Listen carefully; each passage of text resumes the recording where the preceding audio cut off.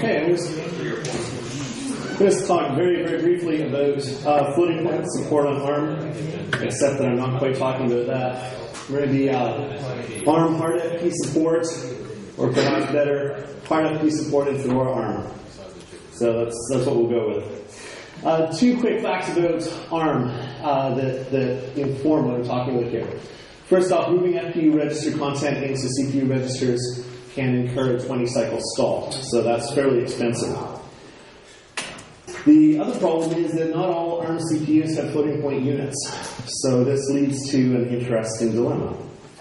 There's a couple of different variants of the ABI, and John is very precise in the way that he lays out these ABIs. He uses exactly the right acronym. The rest of the world just calls them hard FP and soft FP. Soft FP doesn't mean you can't use a floating point unit, but it means that when you call a function, you pass the parameters in the CPU registers because you're not confident that there's an FPU there. Hard FP, on the other hand, requires that FPU be present. You pass parameters in the floating point unit. Real-world difference in performance, obviously it depends on what you're doing, but definitely single-digit percent and perhaps low double-digit percent performance impact. Exciting thing though, ARMv7 guarantees the presence of a floating point unit. So finally we're at the point where we can safely move to the hard FP ABI variant.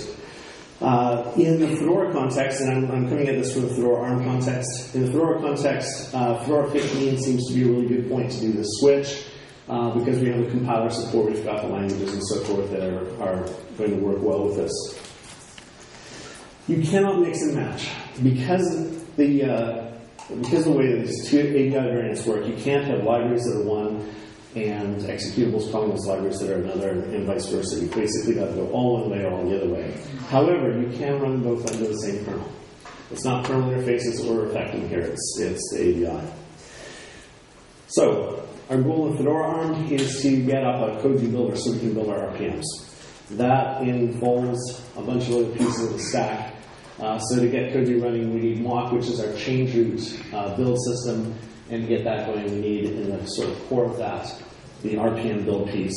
And of course, there's lots of other pieces that sort of back this and go with this, compilers and tools and so forth.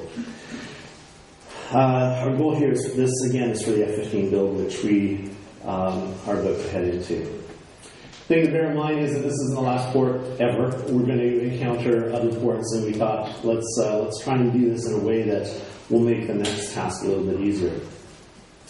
Solution is a change root. Because we can use the same kernel, we can use a chroot environment with cross and borrowed tools.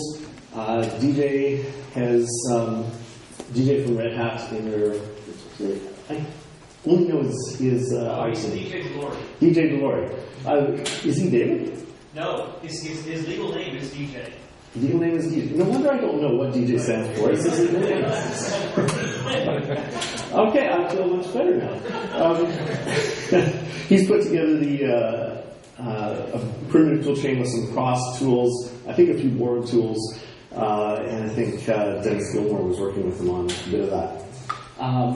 And then written a beautiful build driving script in two parts. It's got a stage 1 part that puts together the change root, the stage 2 part that runs within the change root that drives the build of individual pieces. And so the task then becomes taking the source for those individual pieces, loading them into the change root environment, and gradually building up a library of these sources, along with build recipes that are driven by the stage 2 script. We had a hack session on this just last Friday. Made some reasonable progress, sort of refines the process a bit, took it from something that just DJ had played around with to something that a larger group of people could play around with. Moved it into Git and started to sort of build up the library of packages. Continuing with this next Wednesday. And so this is something that's very much current, something that we're right in the middle of right now. And in fact, I invite you to join us and participate with us. Fairly straightforward to do that. You need an ARM device, or easier yet, a QEMU environment if you've got a reasonably fast x86-64 and needs to be running Fedora 12 or 13. We've got virtual machines that are pre-populated that you can use if you want to take that approach. And we're doing the work in Fedora on Freedom. We can point you to the URLs and so forth. Rather than give you a stack of URLs, I just want to point you to that channel as a starting point. You need ARM-v7 support. Yes, sorry. When we say ARM device, it would be an ARM device with v7 support. So it could be a board, handboard, something along those lines. And any questions or comments? Are you guys working with Linario or? Loosely. We're using some of the tools, and they're sort of following us, and we're following them, and we talk back and forth. But there's not a more formal relationship than that. Okay. John, would you add anything to? Well, so the goal with Linario is that they are sort of front organization that represents a lot of ARM interested parties, and so what they do is they upstream stuff. So our stated goal, as we said to the Linario guys, is they work on stuff, they upstream it, we pull it down. Right? So we may carry the odd patch or two from them, but we're not going to pull their tool chain stuff. So it's not the same as Ubuntu. We're not pulling from them, we're pulling from upstream GCC, for example. They push things into GCC, we pull it back in. Okay. Yes. You see the platform over time becoming a sophisticated collection of build recipes, a little bit similar to Open Embedded. Well, this is really the bootstrapping process, right? We're trying to get up to the point where we've got our Koji build environment, and from that point we can proceed with the normal Fedora build. So we can take our, whatever it is, 10, 12,000 packages, build them out and get our 15 or 17 or 18,000 binary packages from that. This is the process that we're using to get to the point where we can have that builder and we can take off from there.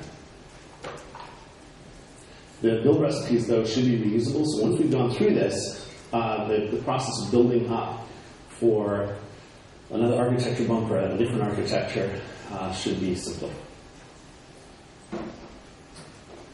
Any other questions or comments?